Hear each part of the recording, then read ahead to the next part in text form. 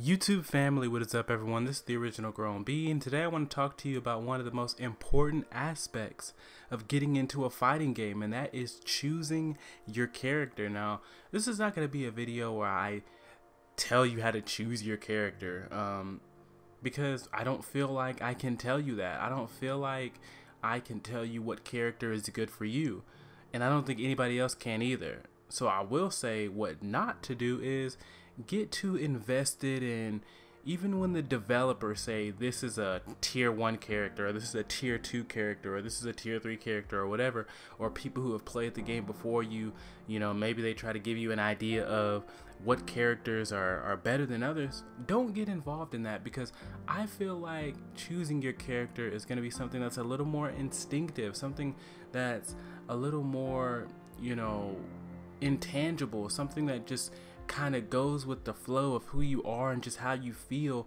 when you first, maybe step onto the floor of that character, or maybe you just see some clothing that character is wearing, or maybe you see some gameplay of that character and just something jumps out to you. It could be so many different things. For me, when I started playing Mortal Kombat, I started using the character Sub-Zero, and I had seen Mortal Kombat gameplay before, but my first real experience with Mortal Kombat was actually playing a game called Sub-Zero, in which you would use Sub-Zero and you would go like, it was almost like Mario. It was like a little side-scrolling kind of storyline RPG type deal, and you would take Sub-Zero and you would go through all these different little quests and get to the end of the stage. And he would use his ice ball attack, but in that game he launched it out like a Kamehameha wave, and I was such a huge Dragon Ball Z fan that when I saw him launch it out like a Kamehameha wave, it really made me fall in love with that character. So then when I started playing Mortal Kombat games, actual fighting Mortal Kombat games, I started picking Sub-Zero for that reason. King.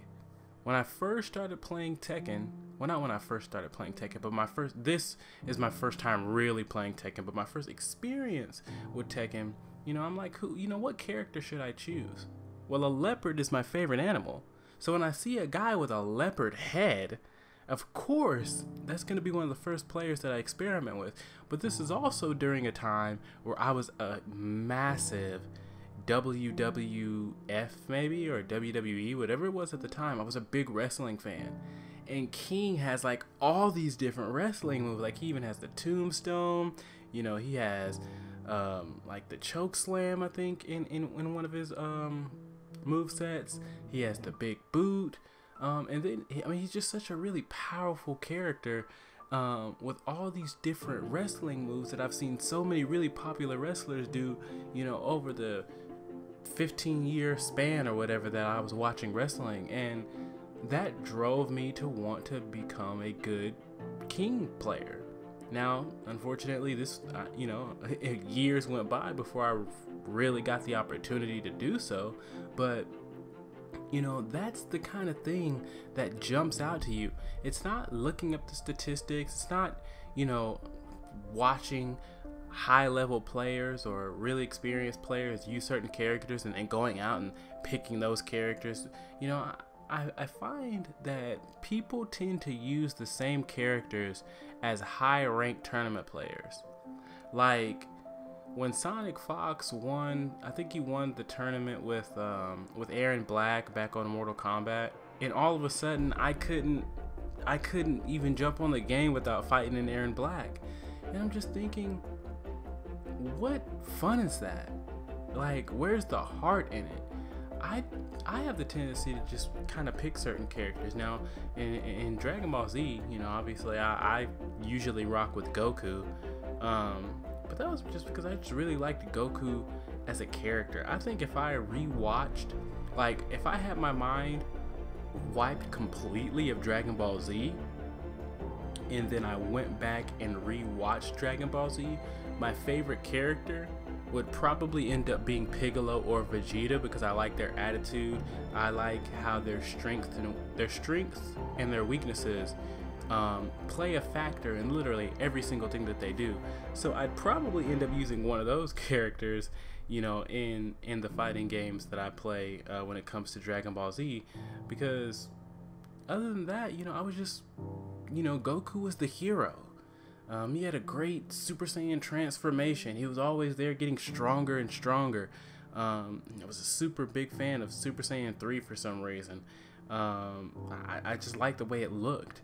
So I feel like that might change if I was able to just kind of watch Dragon Ball Z fresh with a new state of mind, and then maybe I'd have a whole new set of, you know, skills and characters that I was using in all these different Dragon Ball Z games up until this point. But it's things like that that I feel like should have the heaviest weight going into you actually choosing your character, because choosing your character based on what other people feel like your character, what other people feel like a character is, I think that's setting you up for failure.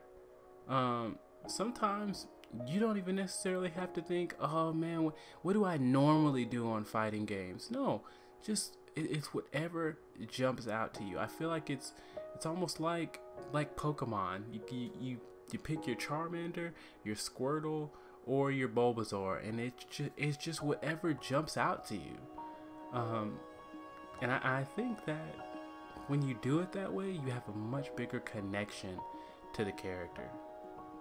And here we are at the end of the video. If you like the video, like it. If you think someone else might like it, share it. And if you want to see more, I'd really love for you to subscribe.